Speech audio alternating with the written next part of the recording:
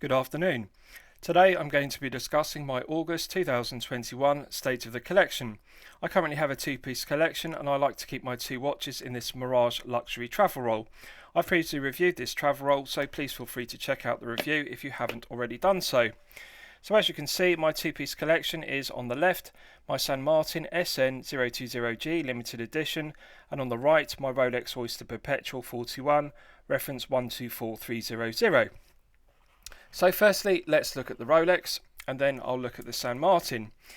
So, as you'll know from my previous State of the Collection video, I have gradually scaled down my watch collection from 12 pieces to 9, to 6, to 3, finally to 2, and then my final reduction was to 1 piece, and collectors often talk about a one and done watch. Well, for me personally, this was my one and done watch, and for this year I've thoroughly enjoyed just having one watch and wearing this every day of the week. So I absolutely love the Rolex Oyster Perpetual for a number of reasons. One of the reasons is the movement used. Now, I've previously reviewed the Rolex Submariner and I detailed the technical attributes of the movement, which is the caliber 3230, and the same caliber 3230 is used in this Oyster Perpetual 41. So it has a very efficient chronology, 70-hour power reserve, which is an improvement on the caliber 3130's 48 hours respectively. And I like several features of it. It uses paramagnetic parachrome blue hairspring, which is highly anti-magnetic, and it's also very shock resistant because it uses Paraflex shock absorbers, so it is a technically excellent movement with a 10-year service interval and 70-hour power reserve. So it's one of my favourite Rolex movements, and in my reviews I always detail the movements, the specifications, and I give my opinion on the movement, not just the watch itself. Often collectors and also watch reviewers on YouTube tend to look at a watch superficially and they don't detail the movement, they don't discuss the attributes of the movement in any detail. When I started my channel in February 2020, that was something I wanted to do. I wanted to go into detail about the movement used in every watch, not just the watch itself, talking about it superficially, saying it looks nice, etc. So the caliber 3230 is one of the greatest Rolex movements ever made, and it's a big part of the reason why I chose this Oyster Perpetual 41 to add it to my own personal collection. Another thing I like is the symmetry of the dial. I like the silver applied coronet at 12 o'clock, and this is something I think that Rolex should introduce to all their watches. It's something I dislike about other watches such as the Rolex Submariner and Submariner Date, the white painted coronet on the dial. I think the silver applied coronet with its 3D effects is more aesthetically pleasing. And I like the symmetry of the applied indices without the date complication. It's something I really like about the Oyster Perpetual. It has that purity of design. So really the 124300 is a purist Rolex collector's piece. Now I'll just give you a background to my watch collecting history and why I like Rolex as a brand, for those of you that are unaware. I bought my first Rolex Submariner when I was 21 years old. Now, I made a decision when I was 19 that I wanted to buy a Rolex Submariner, and my inspiration for that decision came from Roger Moore's 5513 Submariner that he wore in the James Bond film Live and Let Die. So that 5513 was actually a film prop which had a rotating buzzsaw bezel that Roger Moore used to cut a rope in the film, but it stuck in my mind. And at 19 I made the decision that the Rolex Submariner was a cool watch and I wanted to own one. The problem was at the time I was a university student and I didn't have the money needed to purchase a Rolex Submariner. So it actually took me 2 years of saving up from 19 to 21 years old. And then when I was 21 I had saved up the £2,500 needed to purchase a pre-owned Rolex Submariner 14060M. And I bought that from a grey dealer in London. And I can honestly say it was one of the happiest days of my life. It was the most incredible dopamine rush, and I can describe it as the highest of highs. So wearing that Rolex Submariner 14060M at 21 was the precise moments that sparked my interest in watch collecting and Rolex as a brand. And over the years I've owned several Rolex watches, several Rolex Submariner dates, and I do like the brand. But I've previously owned a Rolex Submariner date and also Rolex Submariner, which is often referred to as the no-date version. And I can honestly say that this Oyster Perpetual 41 gives me more feel-good factor, it gives me more satisfaction, because my taste has changed. I'm now 44 years old, and I don't have the same taste that I did when I was 21, when I bought that first Rolex Submariner 140/60M. I used to really like the Rolex Submariner and Submariner dates, but I actually prefer the pure design of the Oyster Perpetual 41 and the symmetry of the dial without the date complication. So that's my watch collecting history and why I like Rolex as a brand. I've owned Rolex watches for the last 23 years. So as you can see, it looks absolutely beautiful on wrist. It's rather like a bespoke suit which is made to fit one's personal measurements. This feels like it's a watch that Rolex made to fit my 8-inch wrist to perfection. The lug-to-lug measurement, the lug width, the case diameter, everything about it, even the taper of the bracelet, is just done to perfection. And I absolutely love the blue sunburst dial, the symmetry of the dial. And also I like the sapphire crystal, the way the lip of it, the edge of the sapphire crystal projects above the mirror polished bezel. As you can see, it just catches the light beautifully. So the sunburst blue dial is one of my favourite aspects because it changes in the light. It's an interesting characteristic, and I find it far more interesting than the black glossy dial used on the Submariner date, for example. The blue sunburst dial changes from an electric blue in direct sunlight or bright light to a more navy blue in low light conditions, and I like that characteristic. I like the way the silver applied indices and the baton hands contrast with the blue sunburst dial. So it's an interesting piece to look at. It's incredibly comfortable to wear, the most comfortable watch I have ever worn. For example, wearing it for 8 to 12 hours per day, it feels weightless on wrist, and that's something I want to talk about. Often collectors will appraise a watch just visually. For example, they will look at YouTube videos or they will look at pictures online of a watch and think it looks aesthetically pleasing. But what happens is they buy the watch without having tried it on wrist. And when they actually try the watch on the wrist, they find out it's not as comfortable as they think it would be. It looks nice, but it's not comfortable to wear. And subconsciously that creates discontent, and they end up flipping the watch inevitably at a loss, because they find that for whatever reason they just don't fall in love with the watch the way they expected to. And what's actually happening is subconsciously they're not falling in love with the watch because it's not comfortable to wear. It looks nice, but it's not comfortable to wear. And when I wear this watch, if I close my eyes and put it on wrist, it feels invisible, it feels weightless. So that's a good test for a watch, the feel-good factor of it. If it feels comfortable on wrist, if it has that feel-good factor, you will bond with a watch, you will fall in love with it. And that's the reason why watch collectors often flip watches. It's simply because the watch isn't comfortable. So it will be uncomfortable for two reasons: either too much wrist presence, the case is too large, or the other reason is too much heft. It will be in excess of 150 grams and therefore feel top heavy on the wrist. But that's what I like about this. It's perfectly balanced. It feels invisible on wrist. The 41mm case diameter is very well balanced on my 8-inch wrist, and it's got outstanding comfort level. So the most comfortable watch I've ever worn, and therefore the most feel-good factor. So absolutely love the watch. Now, with regards to the second watch I have in my collection, which is my Martin SN020G limited edition. Now, I'll give you the background to this watch. Back in February 2021, I had the idea for an Explorer case with a Submariner dial. So I had a Blyger PA21 Explorer, and I decided to fit the dial and hands from a Pagani design PD1661, which followed the classic Submariner date maxi dial layout. So I modified the Blyger PA21 into a Pagani design PD1661 Explorer, and if you want to see the video, please feel free to check it out. I published it in February of this year. And I showed it to Pagani Design because I had the idea that a PD1661 Explorer homage would be a very popular watch. And Pagani Design liked the design, but they actually decided to produce an homage to the Aquaterra. And now recently they have produced the PD1690, which is an homage to this watch, but it has a date complication as per the original I made back in February. Now, also, what's happened was San Martin liked my design of the watch, an Explorer case, their SN020G, but with the Submariner dial layout, as you can see. And they've also produced it. So this is the SN020G limited edition because it has the Submariner style dial rather than the standard SN020G dial. Now, this watch has been so popular, in fact, that San Martin are now running low on their stock of cases. And although more collectors want to purchase it, they're actually having a problem with production because they're running low on cases, and therefore they need to produce more 39mm SN020G cases because they're still continuing to sell the standard version. So they're going to be doing that, but it's going to take another 2 to 3 months to make enough volume of cases to produce the watches to supply the demand.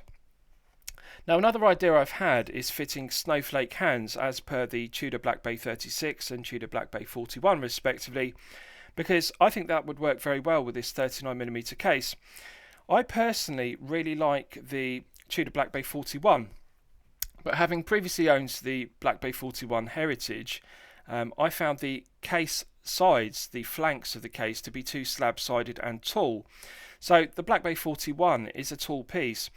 I think the watch that Tudor should have made themselves was either a 39 or a 40mm version of the Black Bay, rather than the 39mm Black Bay 58 and the 41mm version. So I think that this 39mm SN020G case would work very well with these snowflake hands because it would look like an homage to the Black Bay 41 but in a 39mm case size. So I'll give you a wrist shot and you can see how it fits on my 8-inch wrist.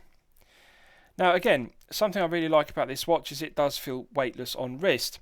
The 39mm case with 20mm lug width is very well balanced, and again it feels weightless on the wrist. So this is always a good test. If you close your eyes and just feel how a watch feels on wrist rather than looking at it visually, it will immediately give you the yes/no answer you're seeking. Is this the correct watch for you, yes or no? If it feels weightless, if the watch is circa 150 grams but it feels invisible on wrist, you'll know that it's sized correctly, and you'll also know that it's the correct case size for your wrist size. So for example, if you're a collector with a 6 to 7 inch wrist, you'll find a 36 or 39mm to fit. If you're a collector with a larger wrist of 7 to 8 inches, you'll find a 40 or 41mm to fit you very well. But really you need to examine how does the watch feel on wrist. And that's something I always like to do. The lug-to-lug measurements, the lug width and also the diameter of the case will give you that perfect fit, the perfect feel-good factor. So very aesthetically pleasing piece. I absolutely love the top hat box style crystal, which gives it a vintage aesthetic. But rather than being made from acrylic, plexiglass or hesselite respectively, it's made from sapphire crystal, which is more scratch resistant, and it does have the aesthetic of a vintage plexiglass top hat crystal, but it has the enhancement of AR coating on the underside. So I think the 39mm with snowflake hands, if it does go into production, which I hope it does, it will be a very aesthetically pleasing piece and a good homage to the Tudor Black Bay 41 and also Tudor Black Bay 36. Because at 39mm it will sit in between those two pieces at 36, which is too small, and 41, which is too large. But having said that, San Martin are also considering making a 36mm version with snowflake hands as per the Black Bay 36, because they're aware that for many collectors with a smaller wrist of 6 to 7 inches, the 36mm case size does appeal. So that will also have a 20mm lug width, and of course that will also be very aesthetically pleasing with the snowflake hands. So let's do a lume test of both watches, because I often talk about BGW9 being outstanding quality lume, and I also talk about how BGW9 is close to Rolex Chromolite in performance. So let's actually test the two side by side and we'll see if that's true. Right, so I'm going to, as always, use my 100 UV LED torch to charge both pieces up to their absolute maximum. And then we can look at, side by side, is BGW9 Superluminova and Rolex Chromolite equal in performance? Right, so they're both now fully charged, and as you can see, they are very close. If you look at the blue tone, on the left on the San Martin SN020G limited edition, it uses BGW9 Superluminova. On the right we have my Rolex Oyster Perpetual 41, which uses Chromolite. Now BGW9 and Chromolite are very similar in terms of their blue tone. In terms of brightness, they are glowing equally. I would say that the BGW9 Superluminova is equal in brightness to my Rolex Chromalight used on the Rolex Oyster Perpetual 41.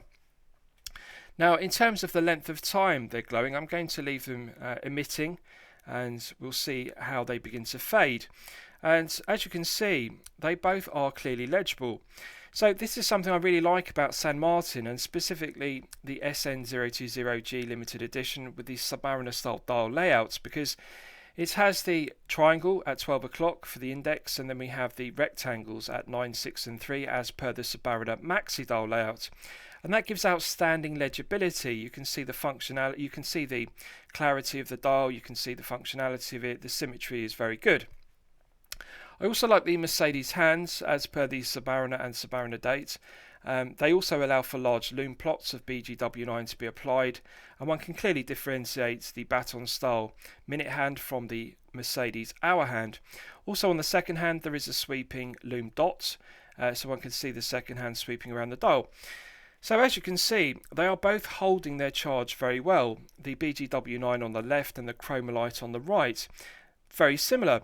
So this is exactly why I say that the BGW9 Superluminova that San Martin are using is equal quality to Rolex Chromalight.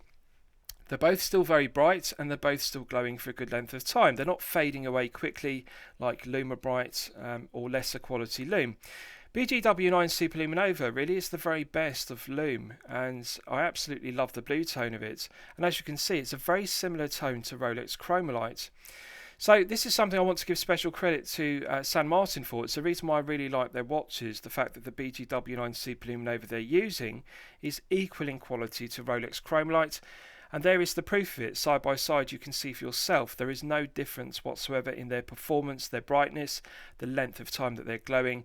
The San Martin BGW9 Superluminova is equal to the Rolex Chromalight in 2021.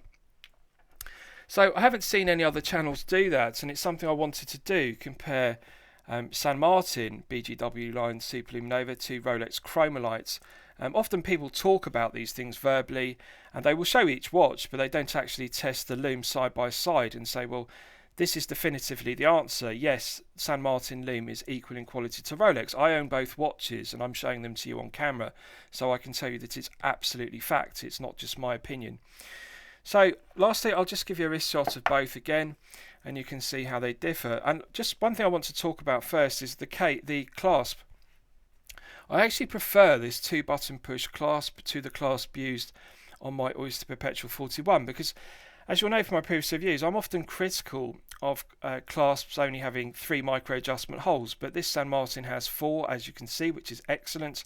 I like the 2-button push trigger system, and although it doesn't have any diver's extension link, I do think in the absence of a glide lock type mechanism, this style of 2-button push clasp with a 5 micro adjustment holes works very well, because one can fine tune the fit, as I have done with this, to get the perfect fit on wrist. As you can see, it fits my 8-inch wrist to perfection. The bracelet taper is correct, the clasp adjustment is correct, and I absolutely love it. So I like to wear my watches loose on wrist, as you'll know from my previous reviews, but the 39mm case really does fit my 8-inch wrist very well. So I love the fit of the SN020G limited edition, and I absolutely love the 2-button push clasp. It's one of the best clasps I've experienced. I also like the Christopher Ward 2-button push clasp with its ratcheting mechanism. That is one of my favourites too.